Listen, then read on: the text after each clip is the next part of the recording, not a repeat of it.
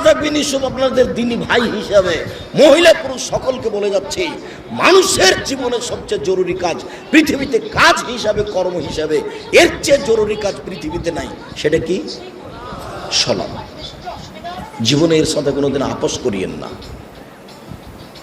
একে শক্ত হাতে দমন করবেন, টাইম হলে আদায় করতে হবে। যথেষ্ট কোনো দিন 5 মিনিটের জন্য এর সাথে আপোষ করবেন না। এর চেয়ে জরুরি কাজ পৃথিবীতে নেই। দ্বিতীয় পৃথিবীতে জরুরি কাজ হালাল রুজি। আপনাকে আমি ব্যাংকে লোন নিয়ে ব্যবসা করতে বলিনি, কোনোদিন বলিনি।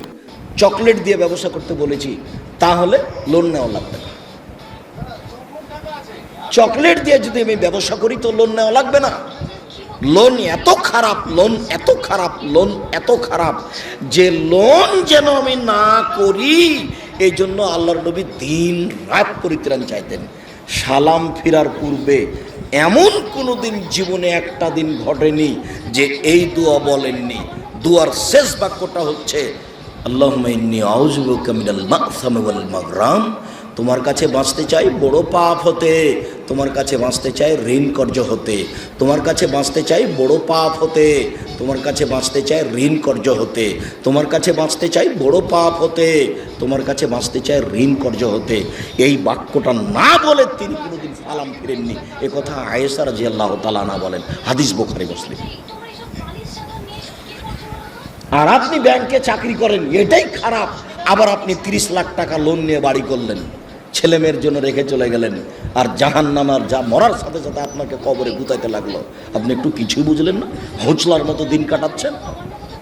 চাপানে ওদের ভাষাতে যে বুদ্ধি দিয়ে কাজ করেন ওকে বলে হোঁচলা, মোটা বুদ্ধি। একটু বিবেচনা করতে হবে না? এমনি তো বোকামির পরিচয় দিয়ে ব্যাংকে চাকরি করতে গেছেন। আমি তো বলেছি এই বাংলাদেশের মাটিতে এমন কোনো ব্যাংকিং ব্যবস্থা নেই, এমন কোনো ব্যাংক নেই যেখানে চাকরি যায়। দেখি কোনো মায়ের বেটা প্রমাণ করতে পারে। ব্যাংকে টাকা রাখা আর ব্যাংকে চাকরি করা দুটো এক নয়।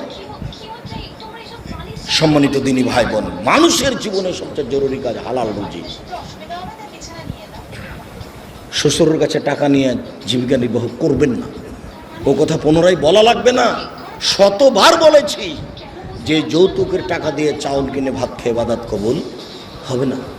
ভিক্ষা করার টাকা দিয়ে চাউল কিনে ভাত খেয়ে ইবাদত কবুল হবে।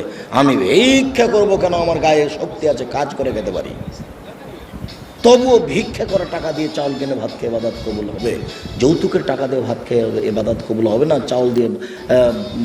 চাউল কিনে ভাত খেয়ে ইবাদত কবুল হবে না। ওটা হারাম টাকা। যৌতুক শ্বশুরকে ফেরত দিতে হবে, ওটা ভুল হয়েছে। আর আগামীকাল সন্ধ্যা হতে হতে এই ছেলে